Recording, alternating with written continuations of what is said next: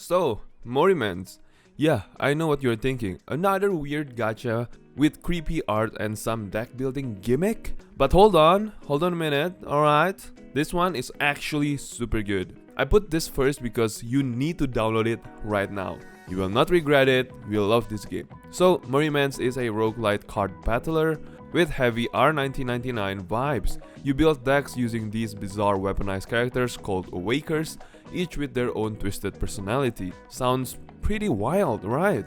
And yeah, it is, and that's what makes it fun. The gameplay is all about strategy. You are constantly planning combos on what you want to do next, reading the enemy patterns, and strategizing based on their attack patterns. It's not the kind of game where you just mash attack and win, or even autoplay. You either build smart or get wrecked. And there is no autoplay in this game. What surprised me the most is how much depth this game has. There are over 100 cards across different realms, and you can pull off some insane synergy if you are paying attention. Plus, the roguelite structures means every run is different. You might cruise through one time and get wrecked the next time you go into the dungeon.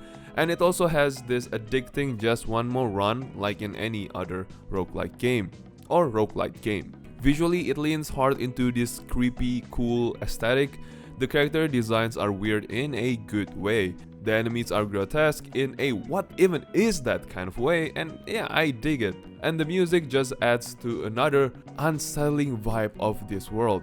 Feels like you are trapped in a haunted card game, and somehow it's a pretty good thing. Now, is it perfect? Not really. The English translation right now is pretty rough. Some of the dialogue and menus are clearly AI translated. They even said it themselves in the beginning of the game, like they are using machine learning to be in English. But honestly, it adds a bit of charm to this game, and the devs already confirmed a proper localization is coming to this game.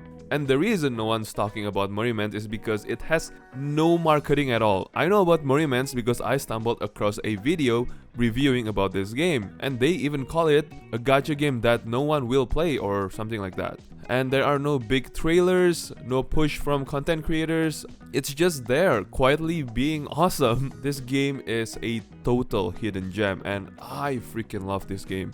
So if you are into deck builders like Slay of the Spire, dark vibes, and actually having to use your brain instead of just autoplay, Morimans is absolutely worth playing.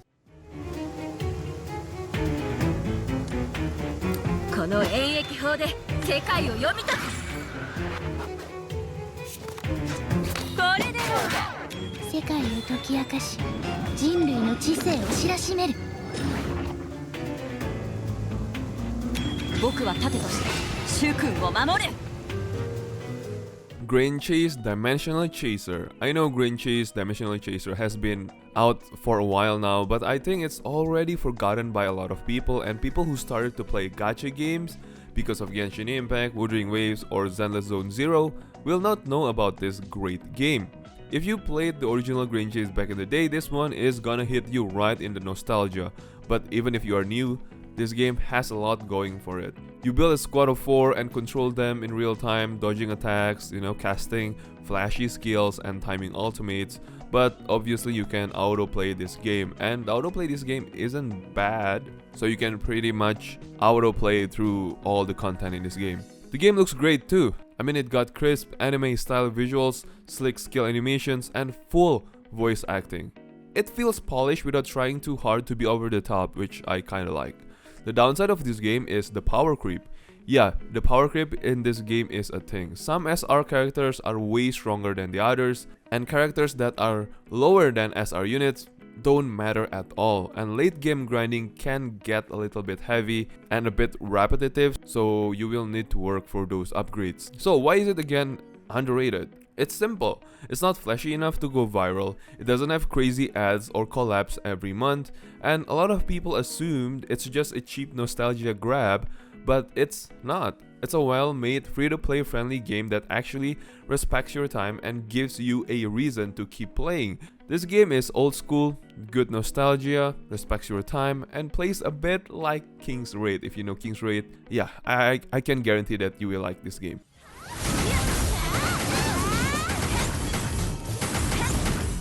I won't let you fall.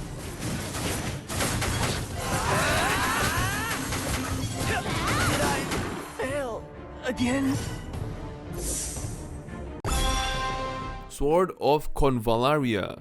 SOC is one of those games that does a lot right, but nobody is really talking about it, and honestly, that's quite a shame.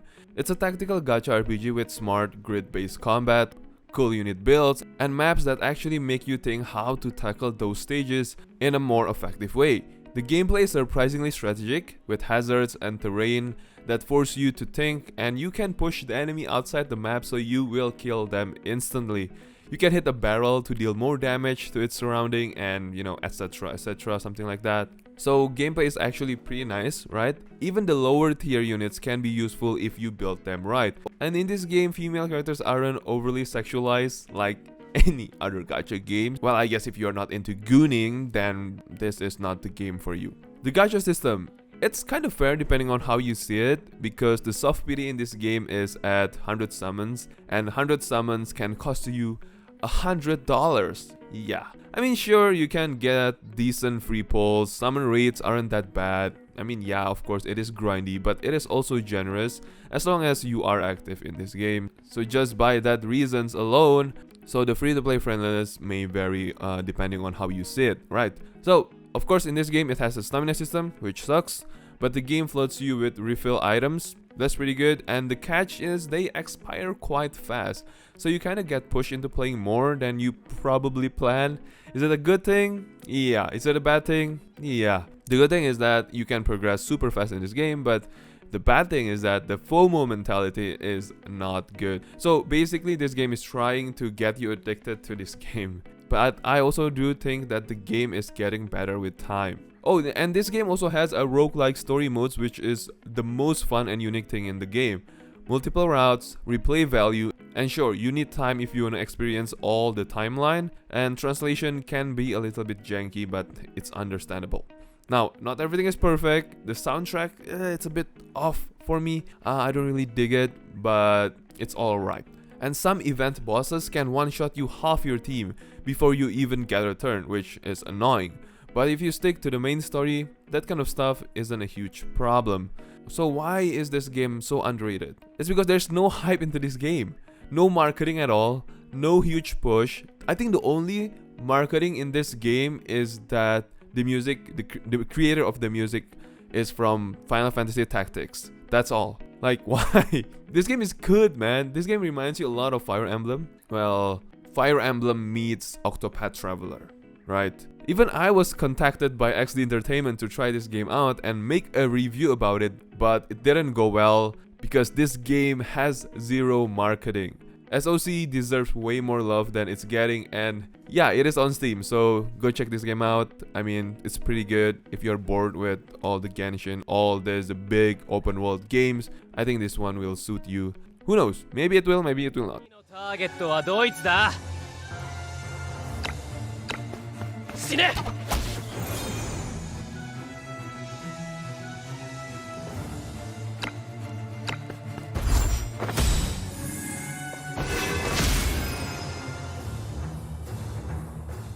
The next is Ash Echoes. I did not expect this game to be this good and fun. Ash Echoes might be just one of the most underrated tactical gacha games out right now. I mean, visually it is stunning, right? The art is top tier, the animations are smooth, and the ultimates actually feel impactful. For a mobile and a PC title, this game looks better than most gacha games. Well, I'm not comparing this game to like Genshin Impact, Wuthering Waves, Endless Zone Zero, no, but you get what I mean, right? But in this game, somehow, barely anyone's playing it. The gameplay mixes real-time action with tactical pause and play strategy. It's not just an auto-battler where you kick back and let your units do all the work. I mean, yeah, you can do that, but you gotta be super over-leveled. And you actually gotta think about positioning, timing, skill combos. It's got that pause buffer attention that fans of deeper gameplay will love. Now here is the real surprise. The gacha system isn't greedy at all. SSR rates are decent and you get a fair amount of free pulls.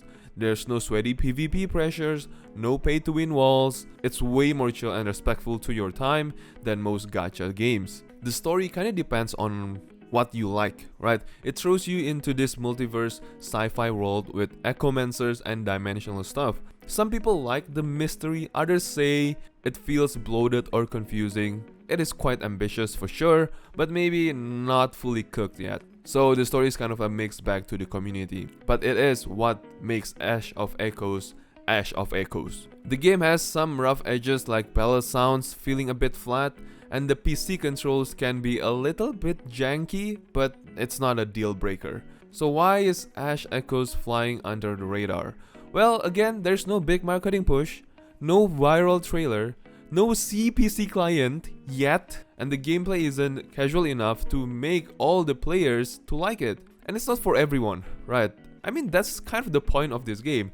It's a game that rewards people who want more than just auto battle and flashy waifus, and it is a game trying to be their own game. So I do recommend this gorgeous gacha game, and trust me, you will love the game in the long run.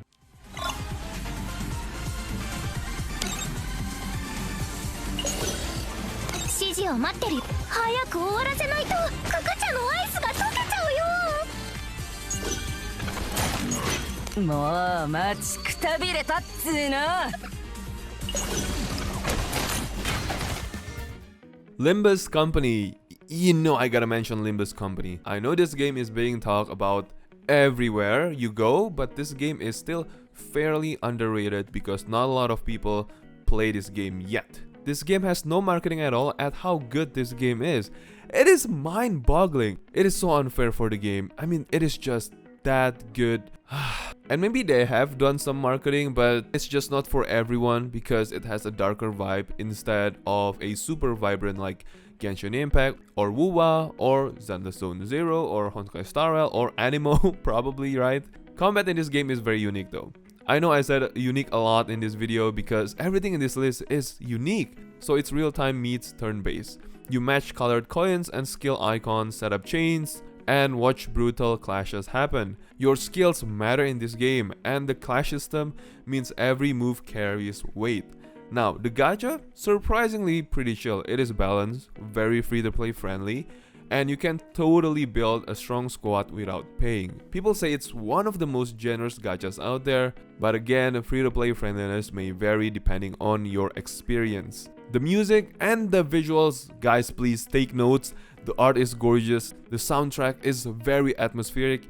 Yes, it is made by Melee and Studio EIM, and Korean voice acting is pretty good. Of course, it is not perfect. The UI and tutorials are clunky, and some players may be confused playing this game, and you need to look up some guides for a couple of runs to get used to this game.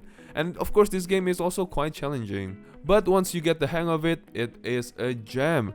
Hardcore strategy, rich story, fair monetization. I mean, what else do you want in a gacha game? It is a great game all in all, and I definitely think that this game is worth playing.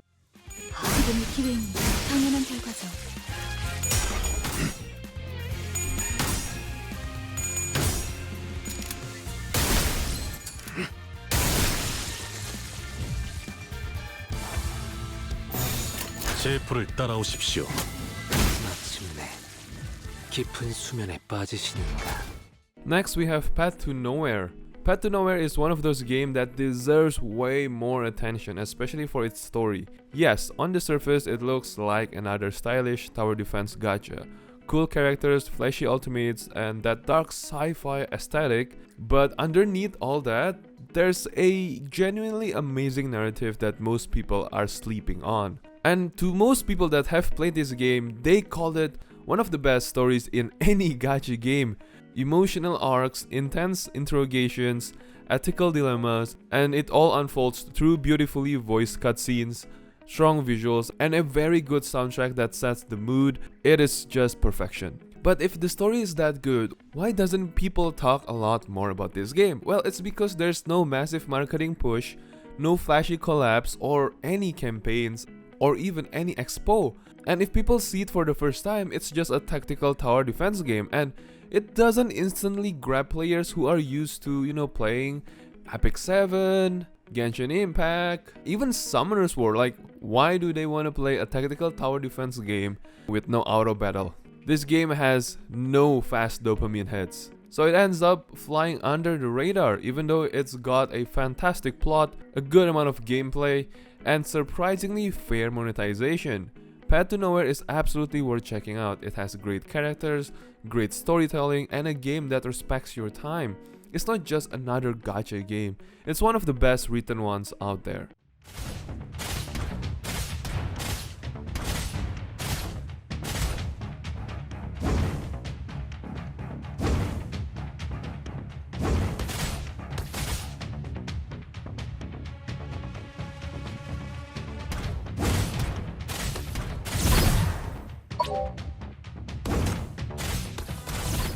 Heaven Burns Red. I know when this game was first released in Japan, everyone was talking about this game, how good this game is, how beautiful this game is, how this is a very well written gacha game. But after the global release, nobody is talking about this game anymore. Well, it's because that this game isn't your typical gacha with flashy banners and auto battle grind. No, this is a full-on story-driven experience written by Jun Maeda, the guy behind Clannad and Angel Beats. So yeah, expect tears and comedy in this game. In this game, you are dropped into a world where mysterious alien being called Cancer. This is so funny, man. I still laugh most of the time hearing this. So this thing called Cancer have nearly wiped out humanity. The only hope is a group of girls who can wield these weapons called Seraphs. This game sounds like a standard anime shit, right? But what makes it pretty unique is the writing. The characters aren't just units, they are people. The game takes time to build their personalities, their friendships, or their pain. 1 minute you are laughing at their dumb arguments, and the next you are hit with an emotional gut punch that catches you off guard. And the way it's delivered, fully voiced dialogue, beautiful anime style visuals, and one of the best soundtracks in any gacha games, period. I swear, man, the music carries this game every single time. Now, don't expect flashy combat here. The turn-based battles are in the simpler side, and they are mostly there to give you a break between the story. And honestly, I think it's fine, because the game's real strength is the narrative. It feels more like a visual novel with light RPG elements than a full-on gacha. Again, why is it underrated? Like I said in the beginning of the video, it doesn't get enough attention, and it doesn't have any collabs or limited waifus, so basically this game has no real good marketing. Even when this game was first released in Japan, there's no real marketing. Fan service is pretty okay. It's not like Brown Dust 2 or Snowbreak, right?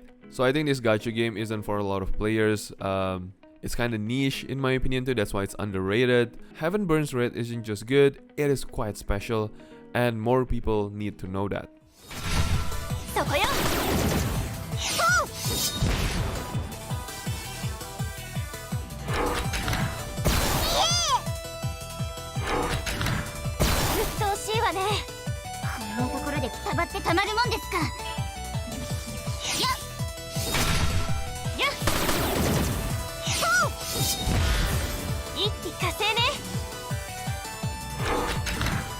Yes, obviously the next is gonna be Snowbreak, since I mentioned it on Heaven Burns Red. This game, by the way, this game is made by the same developer as Mecha Break.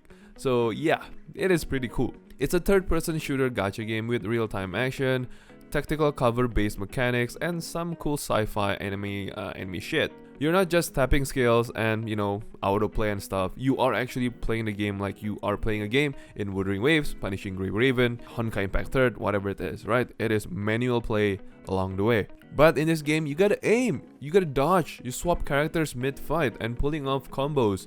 And that alone is quite unique. Because in this game, you are aiming, you are shooting, right? Not attacking. So just try it yourself. It's kind of hard to explain, but it's just good. It feels good to play. The visual in this game is good. It is clean. Skill animations are so clean, like so smooth in this game. And you know, if you are a gooner, then this game is definitely for you, because it has a lot of fan service in this game.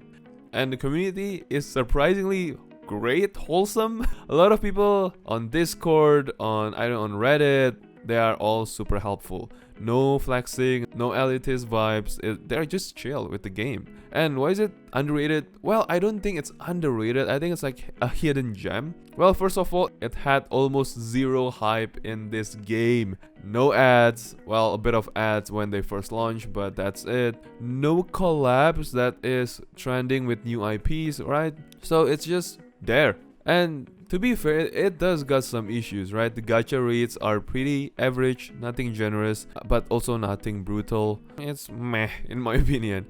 Endgame content is still very light, and mobile performance can get a bit rough, man. I swear to God, man, this game, in the mobile version of this game, a lot of people are complaining. Even me, myself, I am having a hard time playing this game on mobile. But here's the thing, it is still being updated, and the devs are slowly, you know, getting this game better and better each update. So it is pretty cool. So yeah, this game is not perfect, but it's got potential. Gameplay is pretty good. Skill animation is smooth as hell. It's really good. And if you're tired of auto battle gacha games and, you know, like action RPG gacha games, I think this one will, you know, bring back that itchiness of another new gacha game. And this game is pretty cool. Same developer as Mecha Break, but I think it's still gonna do well, you know, in the next future of the game. Yeah, I don't see this game getting an EOS soon. So try it out. It is worth playing, and it is something new.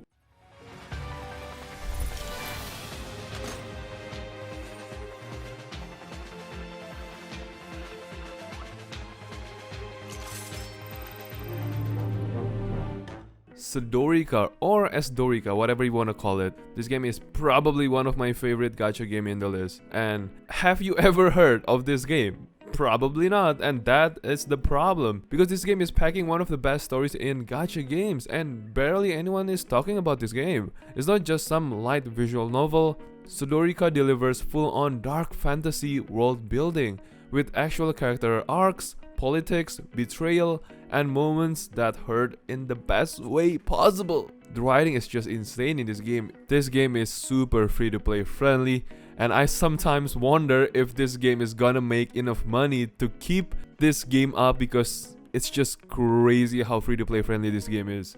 You get the regular pulls just by playing the game.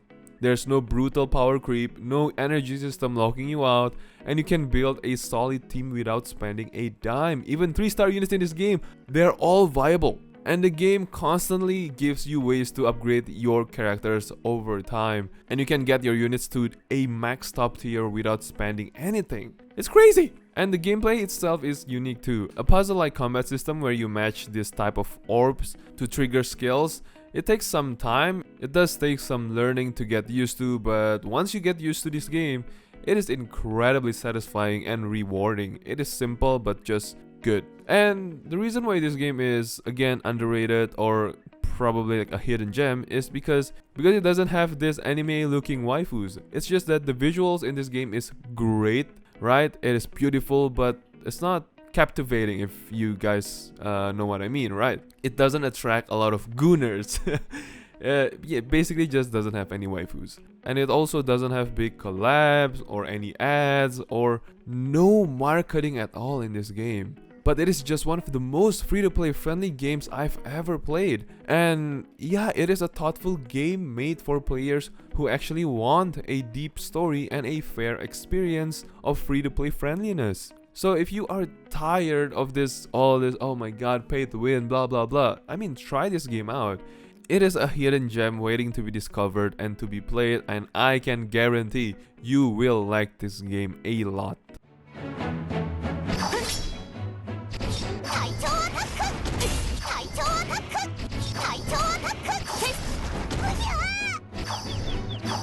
The last but not the least, it is Brown Dust 2. Alright, so let's talk about this game and why this game is underrated, or probably you can say that this game is a hidden gem. Brown Dust 2 is surprisingly deep in their gameplay or in their combat system. It is a full-on tactical RPG. You fight on a grid, every move counts, and positioning is everything. It matters a lot in this game because there are knockbacks in this game. It plays more like a chess with anime style. If you don't think, you don't win. Simple as that. But obviously, since this is a gacha game, you can basically auto most of the stuff. But for the more challenging stages, I don't think you can.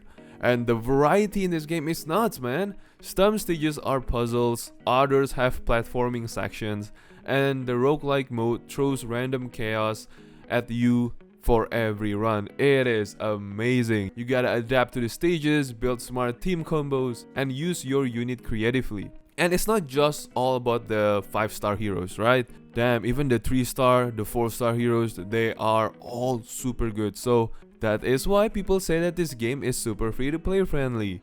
Weekly free pulls, tons of sweep tickets, constant events, and no brutal stamina walls.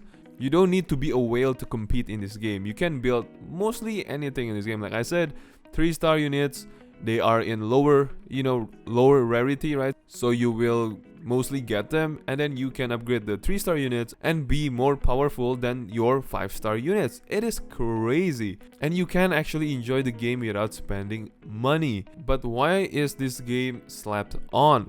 Well, it's because it had a bad launch, and then I think people dipped because of that. But the devs bounced back very fast. They fixed the bugs, improved quality of life, and kept dropping new content, man. So right now it runs really great, and the gameplay is quite strategic, and the rewards are generous. And again, if you're into the gooning stuff, this game is for you, man. Gotta admit, Brown Dust series never disappoints when it comes to gooning. So if you're into this kind of game, tactical grid, turn-based game, I think this one will suit you the best. And if you like something like Final Fantasy Tactics, I think this game will suit you. Yeah, I do recommend this game. It is worth checking out and also worth playing. And hopefully you guys will enjoy this game. Well, that's pretty much about my 10 underrated gacha games in this list. And yeah, I just want to say thank you to you guys because it's been awesome the last few days. Because you all like my content, my videos. And it kind of surprised me because I don't know, and actually people like my videos about, well, gacha games. Honestly, I just want to say thank you to you guys because the views has been great, more subscribers and a lot more support from you guys. So thank you guys so much. That's pretty much it. Thank you guys so much, and I'll see you on the next video. So you guys keep it chill and have fun with your games.